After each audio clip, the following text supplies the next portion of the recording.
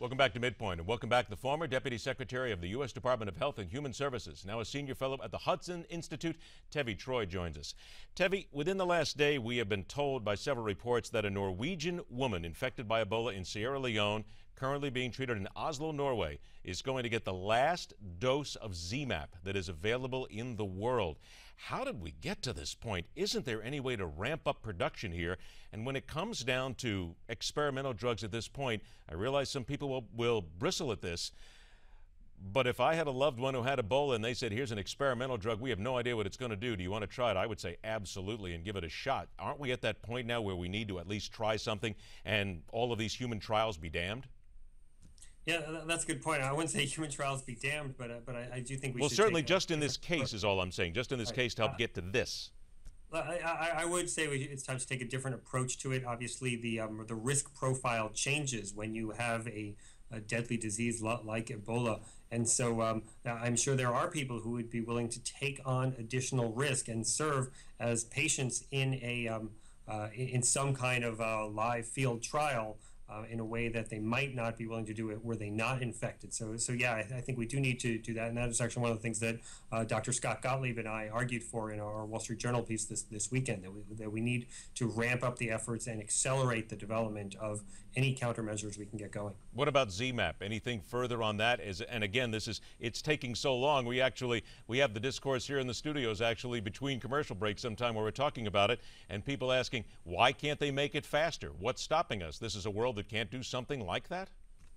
Yeah, I mean, there are complex chemical processes that go into this, and I've not talked to the company itself, but my understanding is that you can't just make a new shipment up overnight. It's not like baking a new batch of chocolate chip cookies or something like that. That said, I'm sure they're working as fast as they can on getting more of it, and there are some other treatments in the pipeline, but we are dangerously behind on this. The NIH said in 2000 that they had a potential vaccine that worked on monkeys for Ebola. And now here we are in 2014, and it's not yet available. So I think we need to do more to ramp up production and development. How concerned are you right now on the internet, websites, and elsewhere who are pushing what they call Ebola creams and Ebola oils, and they're doing this around the world, and people are buying it, and they're buying into this. These are simply nothing more than cretins who are using a deadly virus in order to make a buck.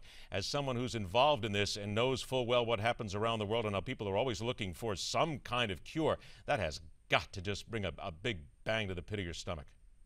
Yeah, it angers me. You've got the Nigerian print too. I mean, this stuff happens all the time. It doesn't concern me that much, and I don't think it's necessarily having an impact on our ability to have a public health response. What concerns me right now more is the lack of countermeasures that we have and the ways that the system broke down in Dallas that eventually led to this patient, Mr. Duncan, who unfortunately just died, potentially infecting other people. There is so much that is sitting in the docks right now in Africa. The military is there. They don't have the goods to get things done. A lot of the relief supplies are sitting there. Isn't that also a huge concern that while we're talking about curing this and stopping it here in America and Spain, it is running rampant and unchecked right now in Africa? Yeah, a report by Barclays that said that if this continues to spread unchecked, it could have a significant impact on the global economy, which is worrisome. And then obviously you have a lot of agricultural products that come out of Africa. We could see price hikes from the unavailable because they're unable to be picked or shipped or sent around the world. So this is going to have broad-reaching implications that we haven't yet figured out. The unfortunate thing is we need to get used to this because we're going to hear these reports for a while then until we get this all under check. Tevi Troy, thank you so much for joining us, my friend. We'll look forward to the next time. Thanks for having me. All right, next hour here on MidPoint. Terrorists using the internet and Facebook to bring death threats home to American servicemen and their families. As a matter of fact, one serviceman and affected by this. ISIS is smart. They use social media, and now they're finding new ways to do it.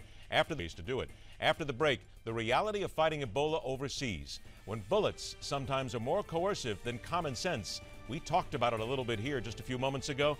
You'll get to see what those conditions are like up close when we continue right here in MidPoint.